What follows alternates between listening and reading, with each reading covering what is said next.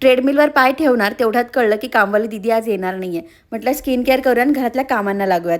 तर हे रोलर जे मी यूज करते ना त्याने स्किन टाईट होते आणि पफिनेस अगदी कमी होतो. तर स्किन केअर केलं आणि मस्त माझ्या कामाला लागली. सगळ्यात आधी तिथं घरं झाडून घेतली, कारण त्याशिवाय देवपूजा केलेली मला अजिबात आवडत नाही. ते झालं. सखीसाठी खायचं प्यायचं जे होतं ते करून घेतलं. ती उठल्यानंतर तिला खेळवलं आणि भांडी-कुंडी जी काही होती ना ती घासून घेतली. आणि त्याच्यानंतरचा सगळा काही जो वेळ होता ना तो माझ्या लेकीमध्ये होता, कारण तिला बाहेर जाऊन खेळायचं होतं. निखिल ऑफिसवरनं आल्यानंतर गुड न्यूज घेऊन आला की आपल्याला आपलं नवीन घर बघता येणार आहे. तसं आमचं स्वप्नातलं घर आमच्या डोळ्यासमोरच तयार होत आहे. तरी पण तिथे जाऊन बघण्याची काहीतरी वेगळीच इच्छा आहे आमच्या मनात. घरात काय काय चेंजेस करायचे हे डोक्यात ठेवलं. ड्रेसिंग टेबल आवरायला घेतला. हा त्याच्या आधीचा व्हिडिओ आहे बाय द वे. रात्री डिनरला होती साबुदाण्याची खिचडी, दही आणि थोडंसं ताक. माझा वेट ना 84च्या लाईनमध्ये स्टक झालंय. ते का झालंय कळत नव्हतं. नंतर आठवलं आपली पिरियडची डेट जवळ येते, सो असं होतच राहणार. रात्री पीआरचं एक पार्सल आलं होतं. त्यात प्रॉडक्टसोबत हे मखाणे आणि सखीसाठी खेळणीसुद्धा होती. थकलेल्या निखिलचं डोकं चेपत चेपत असा संपला दिवस.